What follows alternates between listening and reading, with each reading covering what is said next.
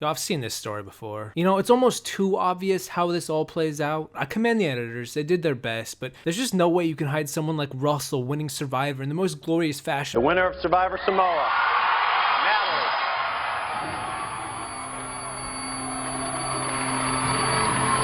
Wait, what? Ladies and gentlemen, my name is Peridiam, and it goes without saying that Survivor is a show largely built on the suspense of the outcome. It's a whodunit mystery taking place on a far-off island where there's only ever one winner amidst a cast of hopeful competitors. And trying to pinpoint that one special player ahead of time is something all of us do, and some of us succeed at, but either way, it's the drama and the tension and the journey getting to that point that makes the entire experience worth our while. I'm a fan of those big reveals in thriller novels, suspense movies, where all of a sudden it all makes sense. How could you have not seen it sooner? Of course it was the butler, the right-hand man, person everyone thought was the killer, but that was just too obvious, so it couldn't be him, but then it was after all the empirical evidence said otherwise. I love it. I eat it up. As someone who has unashamedly watched every season of Survivor more than once, sometimes as upwards as 5 times, I'm lowballing that, I gotta say, sometimes Survivor gets me good. Real good. Like Jeff is about to pull the votes out of the urn at the live reunion, and I have no idea what's about to go down. And again, I love it. Some of my fondest memories are sitting in front of my TV screen befuddled at the final outcome of a Survivor season. The winner of the first Survivor competition is Rich. Congratulations, Rich.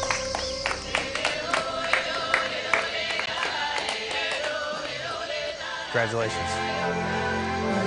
So I thought it'd be fun to share those instances with you guys because this is what I live for every season, and I usually don't get it, but that's okay too. But before I get to the list, I want you guys to share with me your most shocking winners of them all down below in the comment section. I'm sure a lot of them will be pretty different, at least different than mine, but with that being said, here are my top 5 most shocking winners in the history of Survivor. Seriously, how did that person just win? Number 5.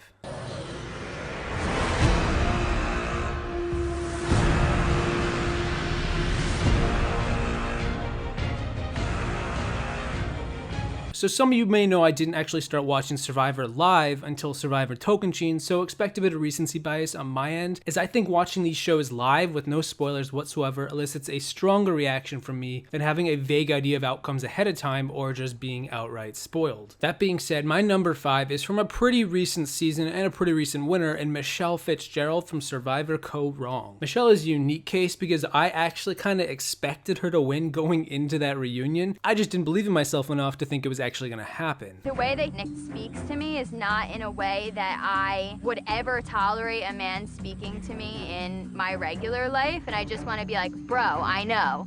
But that's his ego. We have to trust somebody, and I don't think we trust Debbie. I don't think we trust Neil. I have to almost coach Michele in this game. She's young and she doesn't really know how to manipulate. So that's going to be my job from here on out. 7th person voted out, the 2nd member of our jury.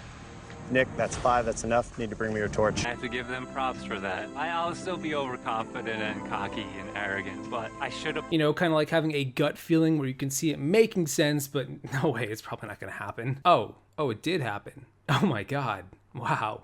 Damn, that's crazy. You go, girl. It was also equally shocking how tame the Survivor community took it all in. Everyone came together and agreed that Michele deserved it, that Aubrey had no one to blame but herself, that Scott and Jason were actually decent and relatable, and no, it was a shit show, obviously. To say this win was a shock to the audience might be the understatement of the century as far as modern Survivor goes. To this day, you can still find people arguing in any comment section on any forum around the internet about this result, all while I release an exasperated sigh upon realizing in the end, we're all kind of winners, guys. No matter what the jury says, Survivor's still around.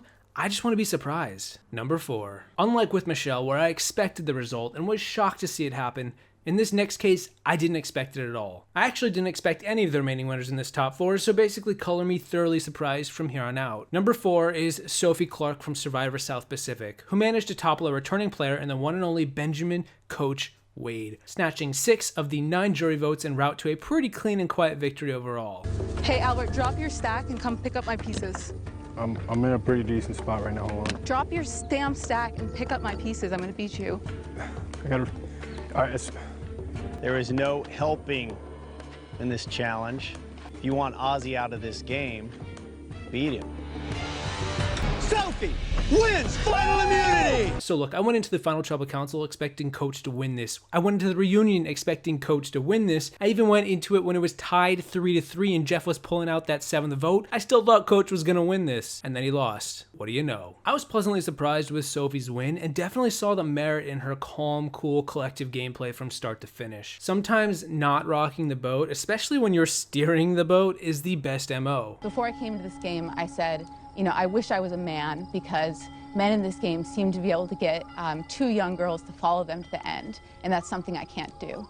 And when I met Coach, I saw him as the equivalent of a young girl. He was someone who said to me, my loyalty is worth more than $1 million. I want to come out of this game restoring who I am. That's a guy who's not going to write my name down. Between Coach and his honor and integrity to never lying about anything only to then admit, okay, yeah, I guess I did lie about some things, but otherwise I was honest, to just kind of leaving a bunch of unfulfilled promises on the table for the jury to scoff at, it makes sense why he lost. I just didn't see it because the editors kind of didn't show much of Sophie the entire season, instead choosing not to feature her over the likes of like Brandon, Cochran, Coach, Ozzy. The shock and awe here was a little less exciting than the top 3 on my list, but it was still there. Just goes to show, you speak sweet Russian nothings into Coach's ear in the premiere, you've got a clear winner's edit on your hands. And you are the Dragon Slayer.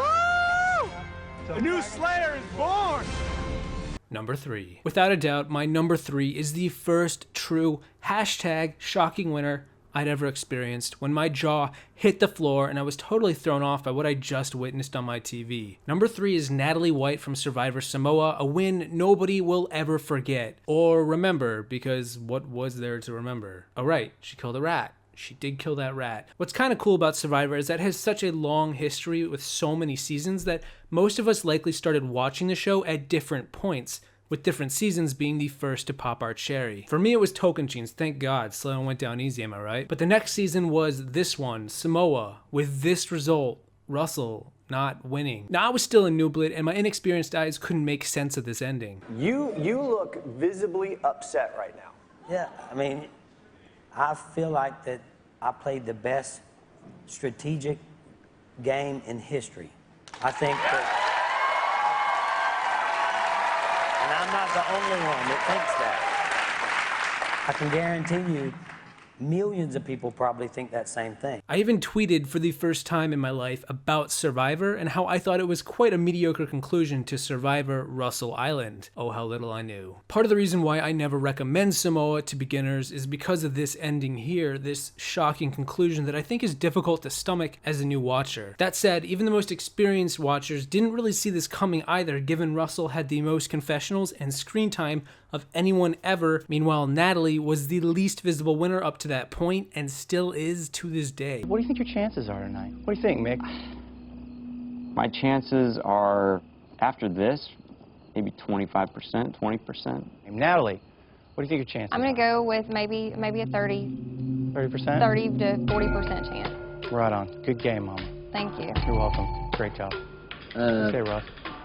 I came in here with a lot larger percentage, but now it went down to about 55%. It's pretty understandable why anyone would find this result shocking, though also fair to retroactively make sense of it once you realize what it takes to win this game, or at least lose this game. To sum up the whole Samoa experience, I'll just say this: Survivor is a show in 3 acts, and when the 3rd act doesn't really resolve the plot points built up in the 2nd, it's fair to be surprised, even if it's not necessarily a good surprise. Although I am happy with the ending now, but as a newbie back then, yeah. Number 2. The second most shocking winner on this list is also possibly my favorite as far as my reaction goes, just because it took place not too long ago. Basically, it wasn't nooblet me, it was me right now who got. At the point when Adam Klein won Survivor MVGX, I thought I had cracked the Survivor code as far as the suspense went. Listen up, I read the show like a book, even analyzed it as such, and saw from a mile away, Adam was not winning this season. There's just no way. Did you see that merge episode? Oh no.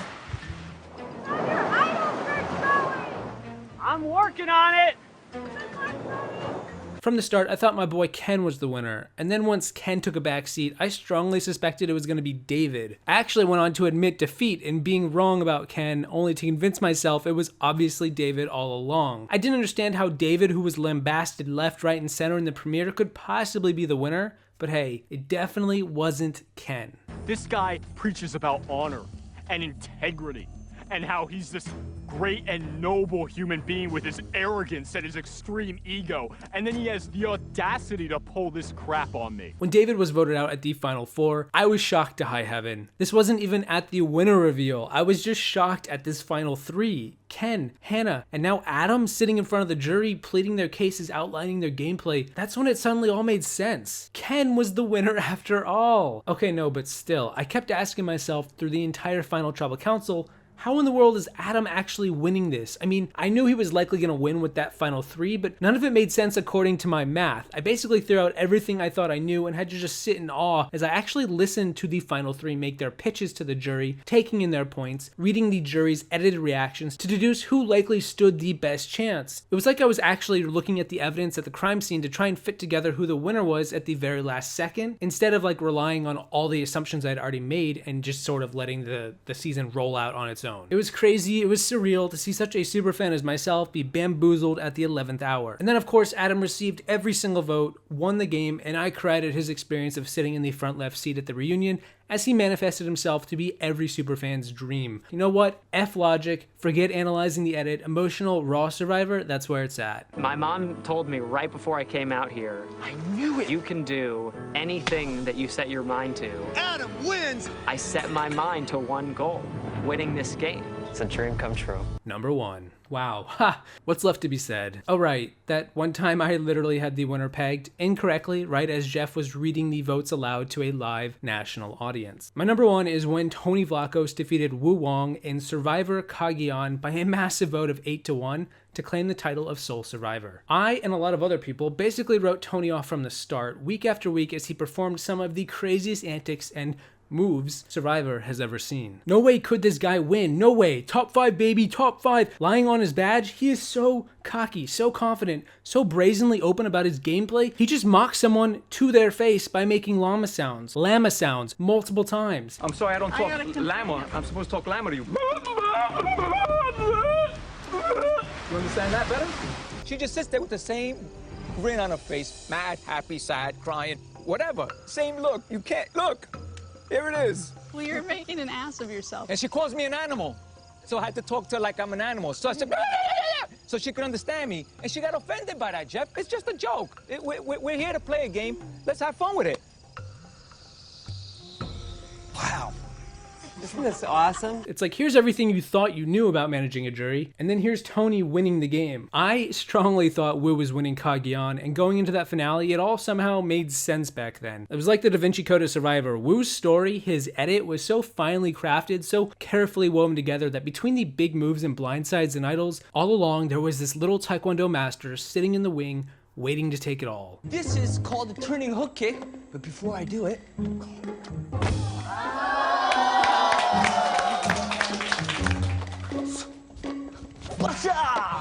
I loved Wu doing his martial arts and being an entertainer. Definitely in his element. Wu's usually quiet, and this is the most he's spoken in 31 days is to, 100 kids. Wu's story is actually laid out from the start of the season. You just wouldn't know it if you didn't look closely, which is probably why he was never the winner, unlike Tony, who we all knew about from minute 1. I thought Wu was going to take Cass to the final 2, and when he won that challenge, it was like watching the clouds part and the path ahead become incredibly clear. Never has a win in all of Survivor been so offered up on a silver platter as it was when the option between taking Tony or taking Cass was on the table. Wu takes Cass, Wu beats Cass, Wu is the next winner of Survivor, nailed it. Oh, okay, that's a decision. So Wu takes Tony and beats Tony. Whew, that's a hot take. Tony was dragged through the mud at the Final Tribal Council, and I was still pretty convinced Wu had it even. Hilarious in hindsight, but it kind of made sense at the time. It was like eating a stale bag of your favorite potato chips that you had just found in the pantry. With each bite, you knew something was off, but it's been a while, so you just kind of go with it. And then you look at the expiration date on the back and realize it says August 1st of last year, and it's now April. I had no idea how Wu was gonna win, but he was gonna win. When it came down to you having an opportunity to take one of the biggest goats in Survivor history to the end, you did what a good dog would do and stayed loyal to your owner. And is there anything you can say to me to convince me that this analogy doesn't make sense? Can you respect me if I took a goat like Cass to the finals?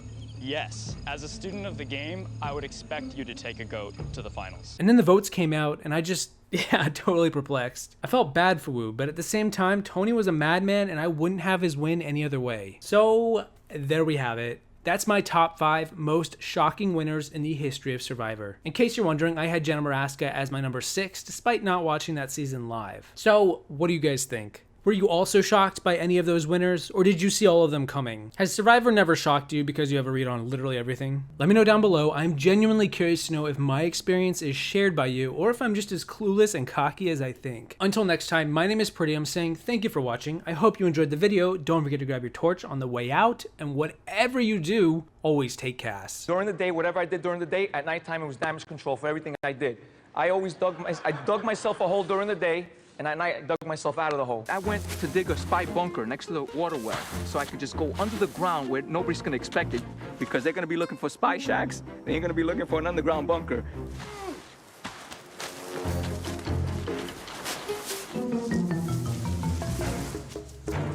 So I've started covering myself up with debris to see how it works. But while I'm doing that, I see Sandra and Troyzan walking up my way. I had to bail out of it, and I had to hide.